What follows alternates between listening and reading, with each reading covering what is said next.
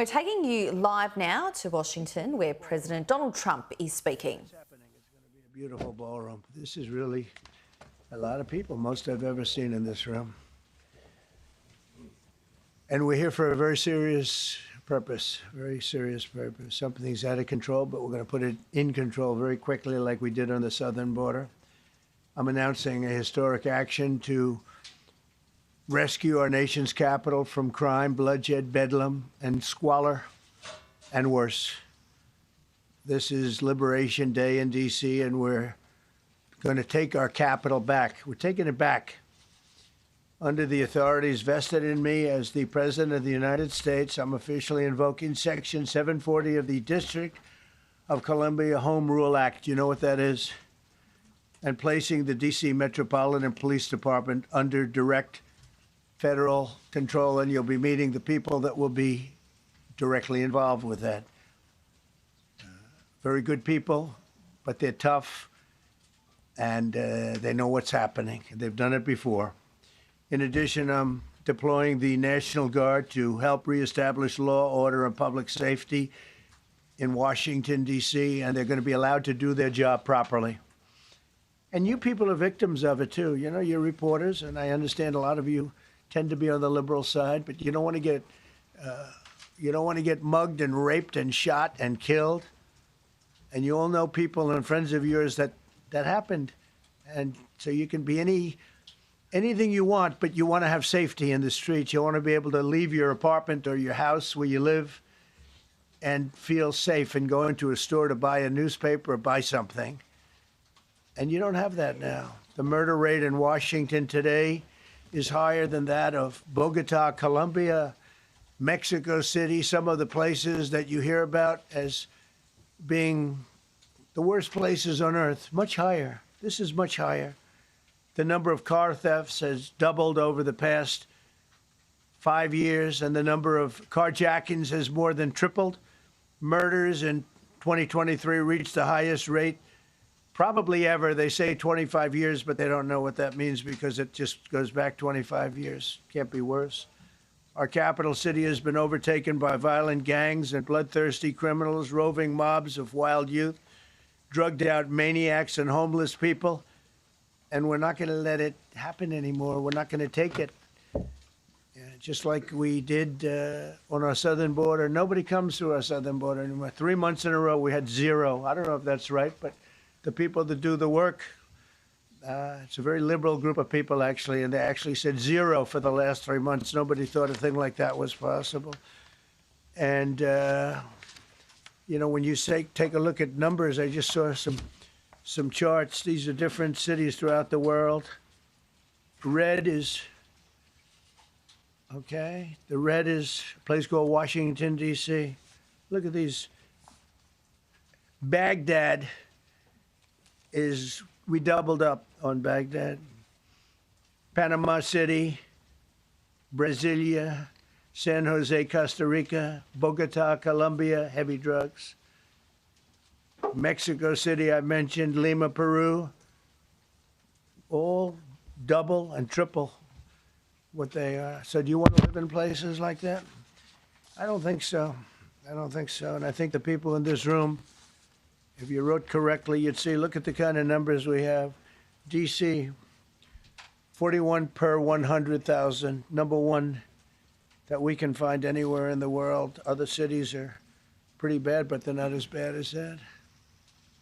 Is that where you want to live? The reporters of the world?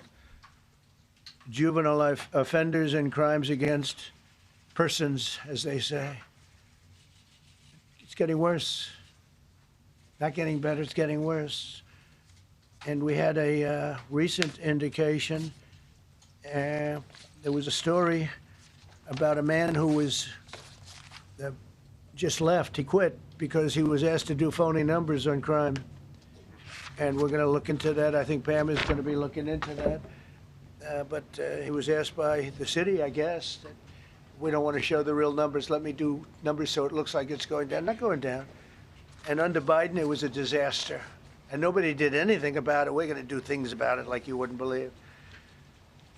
Every American has a constitutional right to be able to access and petition their government in safety, and countless federal officials and employees likewise have the right to carry out their jobs in peace without being shot. As you know, I lost a very good person a while ago, was shot waiting for his wife. He was in the car. They robbed his car. They shot him. They killed him like it was nothing to it.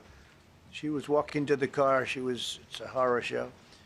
This issue directly impacts the functioning of the federal government and is a threat to America, really. It's a threat to our country. We have other cities also that are bad, very bad. You look at Chicago, how bad it is. You look at Los Angeles, how bad it is. We have other cities that are very bad. New York has a problem. And then you have, of course, Baltimore and Oakland. We don't even mention that anymore. They're so far gone. We're not going to let it happen. We're not going to lose our cities over this. And this will go further. We're starting very strongly with DC, and we're going to clean it up real quick, very quickly, as they say. Days ago, a former member of the DOJ staff was savagely beaten by a band of roving thugs after defending a young woman from an attempted carjacking. He was left dripping in blood. He thought he was dead with a broken nose and concussion. Can't believe that he's alive. He can't believe it. In June, a 21-year-old congressional intern was tragically killed after being hit by a stray bullet in a drive-by shooting. A former Trump administration official named Mike Gill, fantastic person, was murdered last year in cold blood in a carjacking blocks away from the White House. We all knew him. Great person. Waiting for his wife as she was walking to the car. A Democrat congressman was also carjacked at gunpoint not far from the Capitol. And in 2023, an aide to Senator Rand Paul was stabbed in the chest and head by a demented lunatic as he walked down the street, just absolutely for no reason. Horrifically, last July 4th weekend, a 3-year-old girl was shot in the head and killed while sitting in a car near the Capitol. It's becoming a situation of complete and total lawlessness. And we're getting rid of the slums, too. We have slums here. We're getting rid of them. I know it's not politically correct. You'll say, oh, so terrible. No, we're getting rid of the slums where they live. Caravans of mass youth rampage through city streets at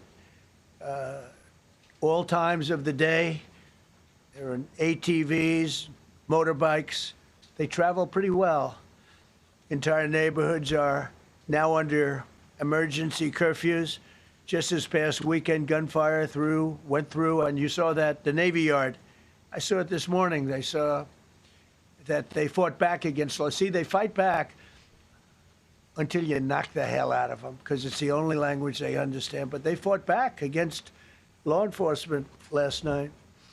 And they're not going to be fighting back long, because I've instructed them and told them whatever happens, they love to spit in the face of the police as the police are standing up there in uniform. They're standing and they're screaming at them an inch away from their face. And then they start spitting in their face. And I said, you tell them, you spit and we hit.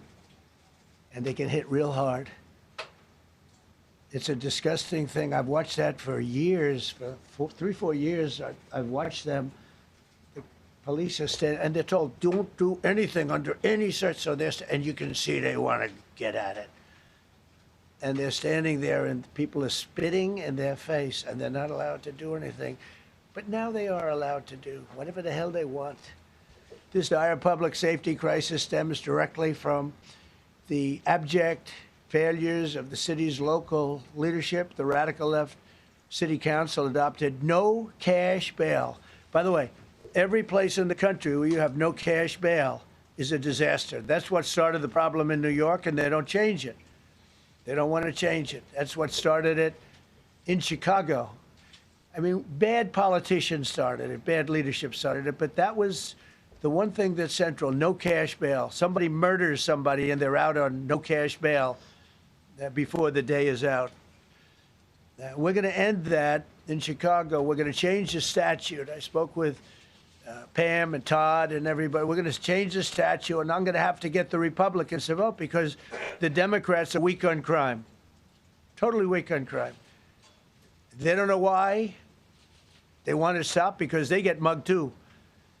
But we're going to change no cash bail. We're going to change the statute and get rid of some of the other things. And we'll count on the Republicans in Congress and Senate to vote. We have the majority, so we'll vote. We don't have a big majority, but we've gotten everything, including the great, big, beautiful bill. Got that done, and that's one of the greatest things that's ever happened to people in this country. They're starting to figure it out, how good it is. Biggest tax cut in history. So many things. But we'll be able to get that done. So, Todd, if you and Pam can draw up things working with the people, we will. I'll get it passed. We'll get it passed with the Republicans. Probably won't get, think of this, probably won't get one Democrat vote because they have no idea what they're doing. That's why they want men playing in women's sports. That's why they want transgender for everybody transgender. And they just got walloped in an election, in a landslide, and they haven't changed one thing. I saw the other day the certain gentleman who was a very well-known politician, Democrat, was fighting like hell that men should be allowed to play in women's sport. They just don't get it. They said it's an 80-20 issue, and I think it's a 97-3 issue. And I don't know who the three are. I've never heard anybody come. Nobody's ever come up to me, sir, you have to let men play in women's sports.